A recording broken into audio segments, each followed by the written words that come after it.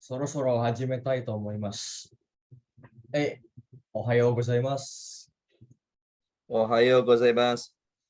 皆さんは元気ですか？Alhamdulillah, genki desu, sensei. はい。元気なら何でもできます。Yang penting sehat, kita bisa ngapain aja.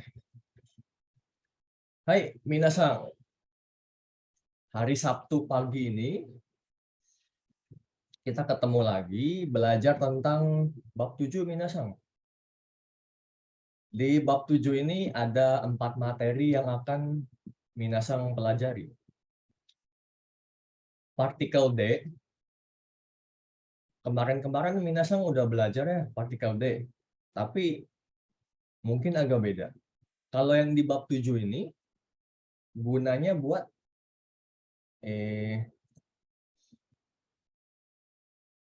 partikel D di sini gunanya untuk menunjukkan alat dan bahasa. Kalau kemarin itu transportasi ya.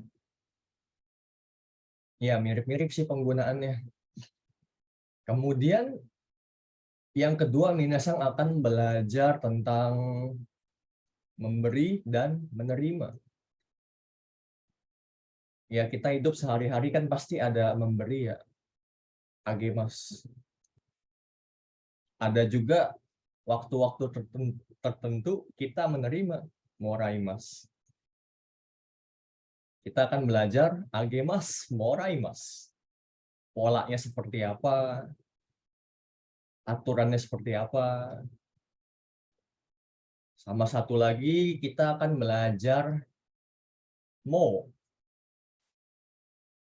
Artinya sudahkah gitu.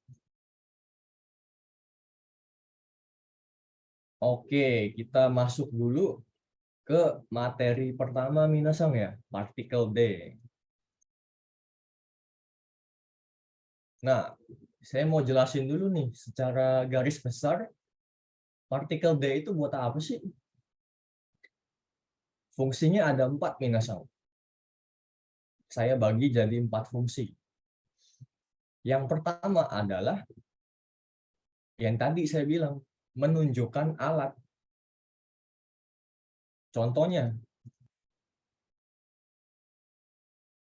di sini saya berikan contoh, kita makan pakai sendok dan garpu. Alatnya ya.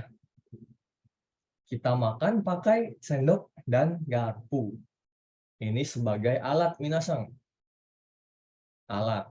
Yang kedua, partikel D itu gunanya untuk menunjukkan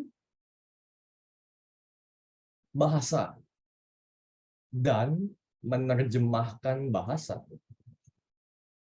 Contohnya, di sini saya berikan contoh, beras dalam bahasa Jepang adalah kome. Beras dalam bahasa Jepang adalah kome. Berarti menerjemahkan ya, minasang. Nanti kita belajar nih, gimana cara buat kalimatnya. Ini kan saya contohnya pakai bahasa Indonesia. Terus yang ketiga, fungsinya buat apa? Menunjukkan alat transportasi. Contohnya, kita pergi ke mall, naik taksi.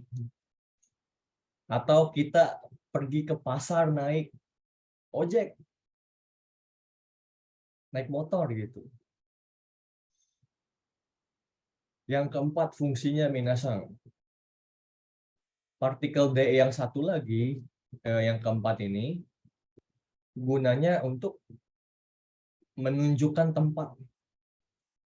Tempat apa? Tempat kegiatan dilakukan. Contohnya apa ya? Nih, makan ayam goreng di mall. Beli beras di pasar.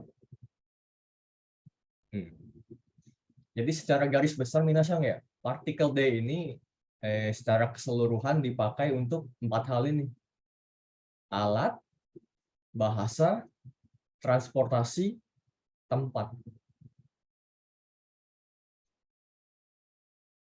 Nah, yang hari ini kita pelajari adalah yang nomor 1 dan 2. Ya, kita akan belajar gimana cara gunakan partikel D ini untuk menunjukkan alat dan bahasa. Kita lihat. Yang pertama dulu minasang ya, alat nih. Alat. Contohnya, kita makan sushi.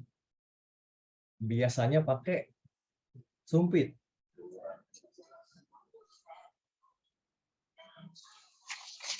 Saya makan sushi dengan sumpit.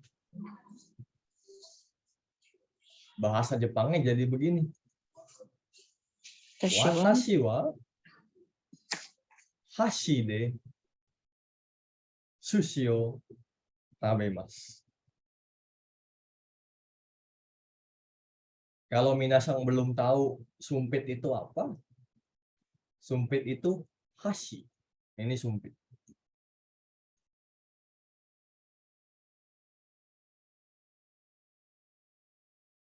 Jadi pola kalimatnya itu seperti ini minasang. Orangnya di depan, ini kan orang ya. Saya kan orang. Watashi wa hashide sushio tabemasu. Ini objeknya di sini minasang ya. Ini objek, lalu ini kata kerjanya.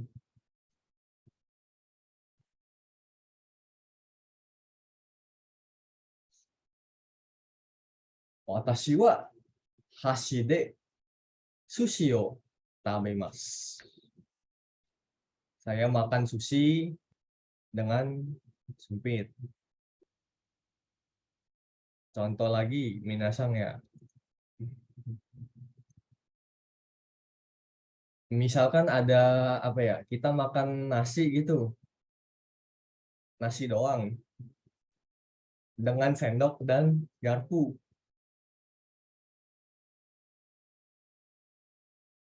Saya makan nasi dengan sendok dan garpu. Kira-kira bahasa Jepangnya bagaimana minasang?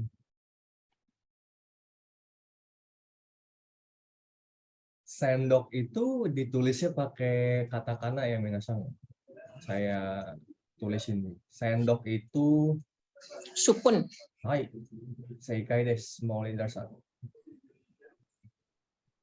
Kalau garpu, foku. Yang ini kita belum belajar sih kata-katanya. Foku.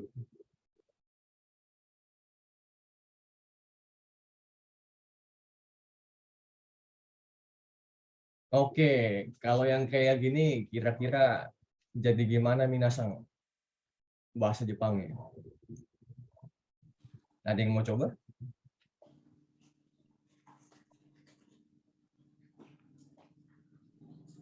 Boleh saya coba nih, admin.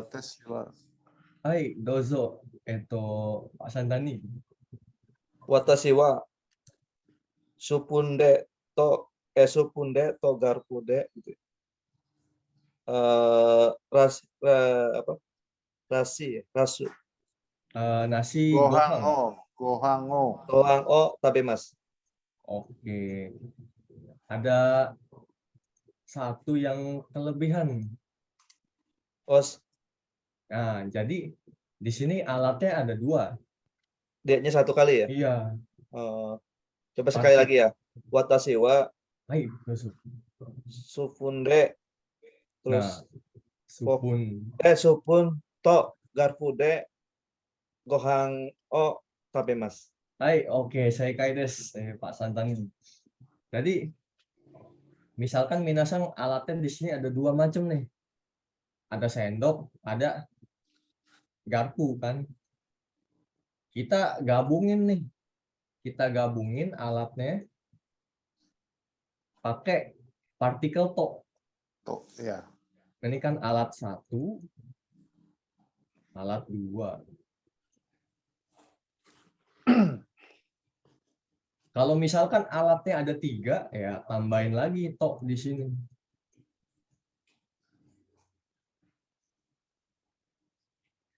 Watashi wa sukunto kokude gohan o tabemasu. Oke. Hai, seikai desu, Chandra-san.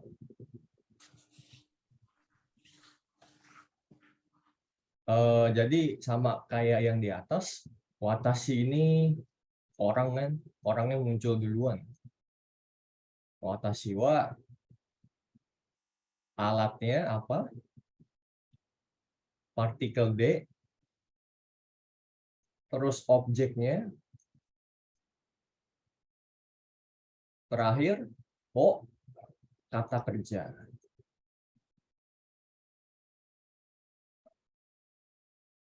Itu minasan.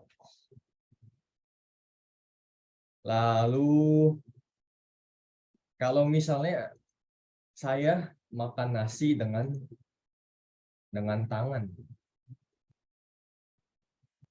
Watashi wa watashi wa tede watashi wa makan nasi ya, Sensei. Hai, nasi. Watashi wa tede gohan wo tabemasu. Hai, seikai desu, Maureen-san. Betul, seperti itu. Watashi wa tede gohan wo tabemasu. Di sini tangannya jadi alat ya. Ini jadi alat. Makan nasi pakai tangan. Lalu kalau misalnya kita mau bertanya, nanya ke orang gitu ya, pakainya ini minasan.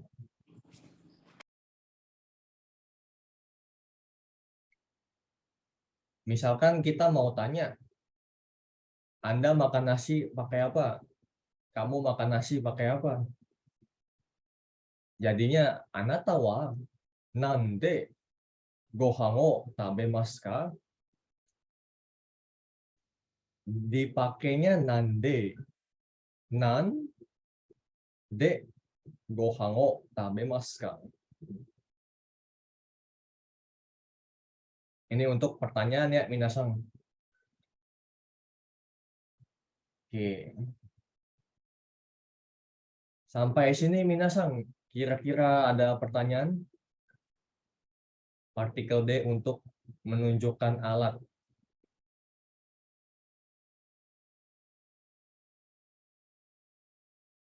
Kalau belum ada, oke. Kita lanjut ke fungsi yang kedua minasan ya, partikel D yang kedua.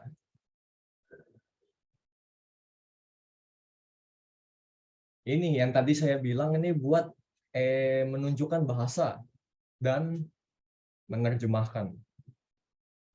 Kita lihat dulu deh, yang menunjukkan bahasa ya. Jadi misalnya nih ada orang lagi buat laporan. Laporan itu repoto. Ceritanya dia lagi buat laporan. Nah, ceritanya saya akan membuat laporan dalam atau dengan bahasa Jepang. Jadi laporannya itu bahasa Jepang. Nah, kalau seperti ini, minasan bahasa Jepangnya begini. Watashi wa Nihongo de repoto o kakimasu. Kakimasu itu artinya menulis ya, minasan. Ini menulis.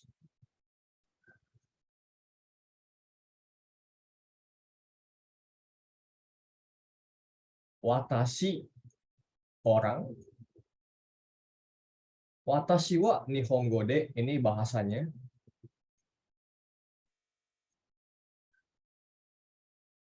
Terus ini objeknya.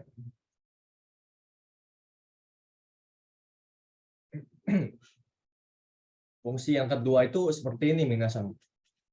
Watashi wa Nihongo de reporto o kakimasu. Saya akan membuat laporan dalam bahasa Jepang. Nah, kalau misalnya begini, minasan, saya akan membuat laporan dalam bahasa Inggris. Kira-kira bahasa Jepang gimana, minasan? Watashi wa Ingirisu de reporto wo kakimasu. Oke, Mas. Hai, itu sedikit lagi seikai. Bahasa Inggris kita pakainya ego. Eigo. Hai, Hai. jadi seperti ini. Watashi wa eigo de reporto kakimasu. Hai, daijoubu desu. Saya menulis laporan dalam bahasa Inggris. Kemudian saya kasih contoh lagi, minasan. Ceritanya nih, namanya siapa saya lupa ini. Oh, ceritanya ada perempuan namanya tuh Ayaka. Lagi menulis novel. Lagi mengarang novel gitu ya. Lagi buat novel. Novel itu bahasa Jepangnya shousetsu. Shousetsu.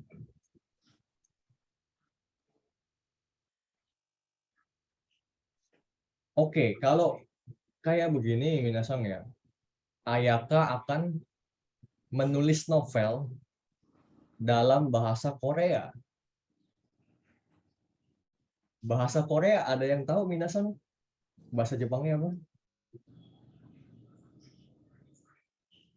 Bahasa Korea. Kreo Gode. Kreo Go. Hai, Itu contoh Kreo ya, bukan Korea ya. Kreo, beda ya. Kankoku ga Betul. Gotoku go. Kangkoku ditambahin go. Kangkoku itu nama negaranya. Go itu go yang terakhir menunjukkan bahasa. Jadi Kangkoku go bahasa Korea.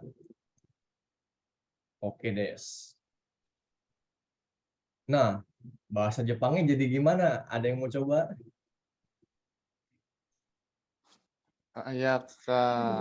Ayaka wa Ayaka sangwa. Ayaka-san wa Kankoku go de Sosetsu wo kakimasu. Hai, oke, seikai desu, Sandra-san. Betul ya. Ayaka-san wa Kankoku go de shousetsu wo kakimasu. Nah, ini minasan ya. Meskipun saya juga sering kelupaan, tapi nama orang itu ditambahin sang. Kecuali nama kita sendiri. Ayaka-san. Seperti itu. Ayaka-san wa Kankoku go de shousetsu wo kakimasu. Si Ayaka menulis novel dalam bahasa Korea. Hai, bagian ini minasan, ada yang ingin ditanyakan? Shitsumon arimasu ka? Menunjukkan bahasa.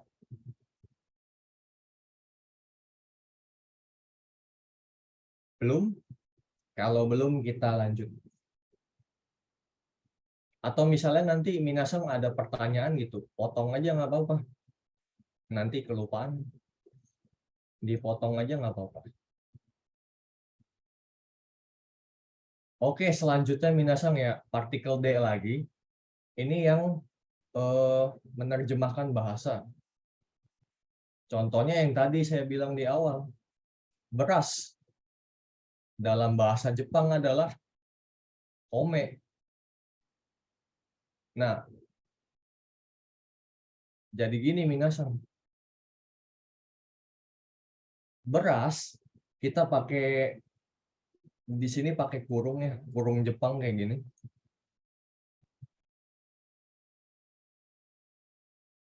Tulis dulu beras wa Nihongo de kome desu. Beras wa Nihongo de kome desu. Mungkin minasan akan bertanya, ini kenapa kok nggak pakai katakana? Kenapa ditulisnya beras? Kenapa nggak pakai katakana? Karena kan ini ceritanya menerjemahkan minasan. Menerjemahkan suatu kata. Jadi kita tulis apa ya bilangnya? Sonomama, Beras itu ome ya, Sensei? kome. Baik. Ini beras itu kome.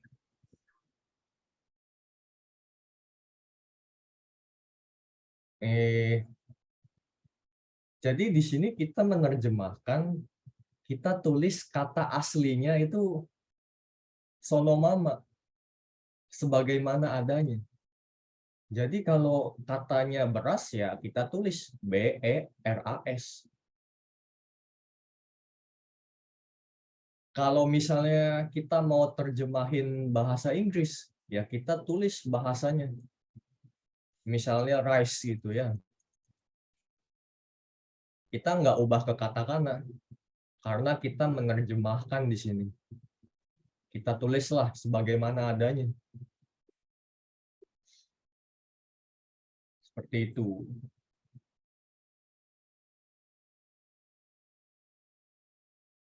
Contoh lain minasang ya. Misalnya gini. Arigato dalam bahasa Indonesia adalah terima kasih.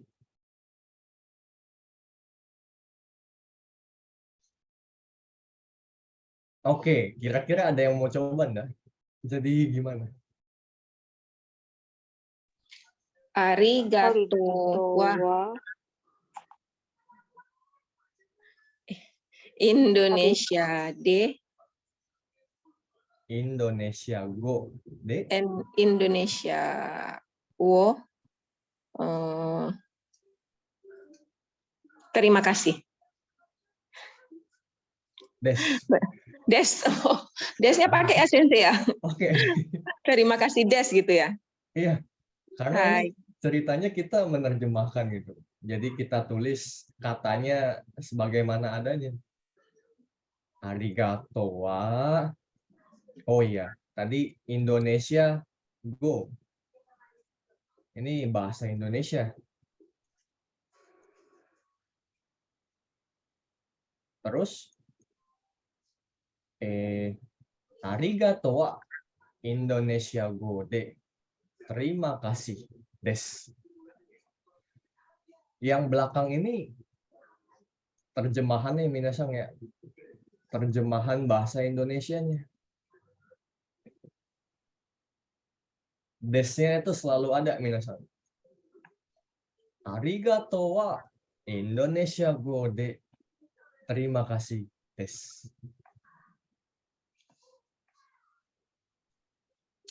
Oke, yang ketiga.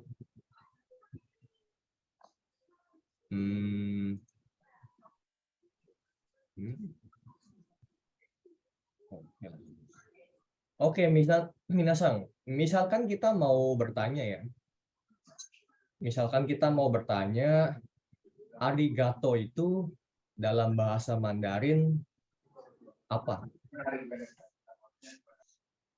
Arigato dalam bahasa Mandarin adalah apa? Nah, kalau pertanyaan begini, minasang ya, belakangnya pakai K. Arigato wa chugoku go de Ini bahasa Mandarin artinya.